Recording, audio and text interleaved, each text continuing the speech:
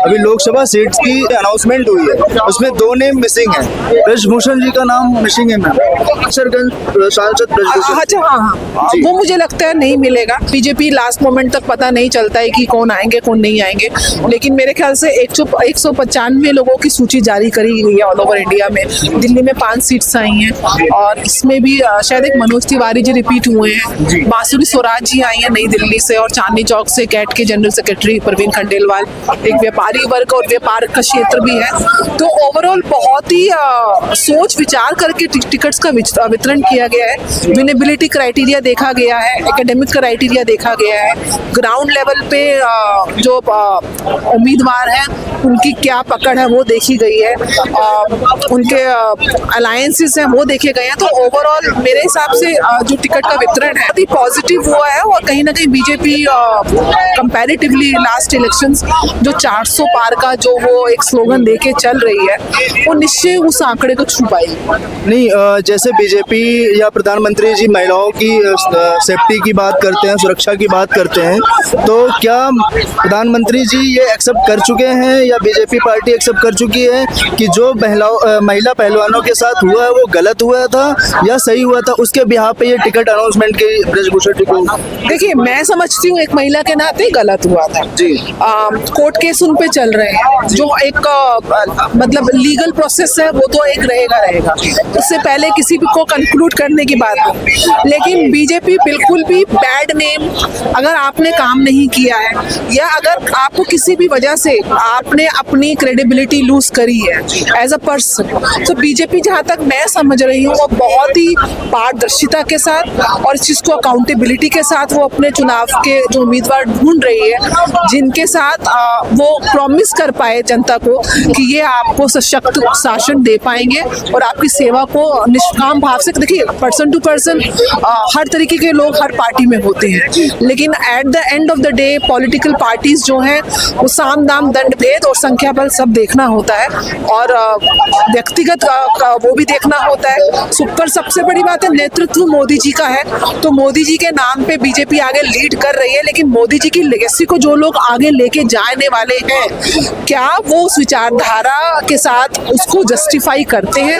क्या ground level पे वो काम को कन्वर्ट कर पाते हैं? और अगर जिन्होंने नहीं किया है तो उनकी टिकट काटी भी गई है। तो बहुत ही पारदर्शिता के साथ, अकाउंटेबिलिटी के साथ, विनेबिलिटी के क्राइटेरिया को देखते हुए और प्रॉमिसिंग कैंडिडेट को बीजेपी प्रपोज कर रही है, और ये बहुत ही अच्छी रणनीति है मैं समझती हूँ जिसको वो अपना रही है। जी, तो कहीं ना कहीं ये माना जाए कि ब्रजभूषण जी उस क्राइटेरिया से बाहर हो चुके हैं अभी?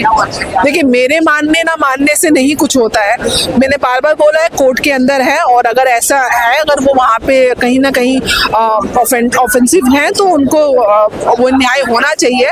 लेकिन हाँ मैं समझती हूँ, जैसे मैंने बोला कि बीजेपी कोई भी किसी भी किस्म का दुष्प्रभाव किसी के साथ अगर जुड़ चुका है या कोई ऐसा कृत्य जुड़ चुका है जिसकी वजह से उसकी विनेबिलिटी लूज होती है, अकाउंटेबिलिटी कम होती है, तो बीजेपी उसको एक्नॉलेज नहीं कर रही है, जो एक तरीके से सही भी है। गौतम गंभीर जी भी राजनीति से संन्यास ले चुके हैं, इसका क्या कारण हो सकता है? लोग बोलते हैं कि प्रधानमंत्री मोदी जी उनको टाइम नहीं देते थे चर्चा करने का। मैं नहीं मानती। गौतम जी का खुद ट्वीट आया है आज की मैं क्रिकेट पे फोकस करना चाहता हूँ, और राजनीति को मैं इतना जरूर समझती हूँ, बहुत हार्डकोर मेहनत का जॉब है, बहुत डेडिकेशन का जॉब है, फुल टाइम जॉब है, मतलब 24/7 वाला जॉब है। अगर गौतम गंभीर जी का एक अपना दूसरा प्रकल्प है जिसकी वजह से उन्होंने देश को सेवा दी है और देश का नाम रोशन किया है क्रिकेटर के तौर पे, तो शायद वो समय नहीं निकाल पा रहे थे। और उन्होंने, हालांकि पूर्वी दिल्ली से मैं आती हूँ, पूर्वी दिल्ली में उन्होंने काम किया, 1 रुपए में ऐसी कुछ रसोइयाँ चालू करी, गरीबों को भोजन भी दिलाया, जो भी MP निधि से जो भी वो सहायता देश को क्षेत्र को दे सकते थे, लेकिन पर्सनल अवेलेबिलिटी उनकी कम रही क्योंकि उनका दूसरा क्षेत्र उनसे ज़्यादा टाइम मांगता था। तो उन्होंने उस पर अच्छा निर्णय लिया कि मैं आगे इसको नहीं करूँगा, लेकिन और ठीक है, बीजेपी ने उसको एक्नॉलेज किया। तो बीजेपी को क्या लगता है, अभी पिछले कुछ रिसेंटली आर्टिकल आया है कि भारत में 5% नीति आयोग की रिपोर्ट आई, 5% गरीबी है, तो फिर 80 करोड़ लोगों को जो राशन दिया जा रहा है उसका मुद्दा बहुत। देखिए ये ना बहुत ही आई जस्ट डोंट नो लोग इसको अदरवाइज क्यों ले रहे हैं। 25 करोड़ लोग गरीब रेखा से ऊपर गए। नीति आयोग की रिपोर्ट आई है कि 5% गरीबी कम हुई है, यानी कि जो अमीर और गरीब का डिफरेंस है वो कम हुआ है।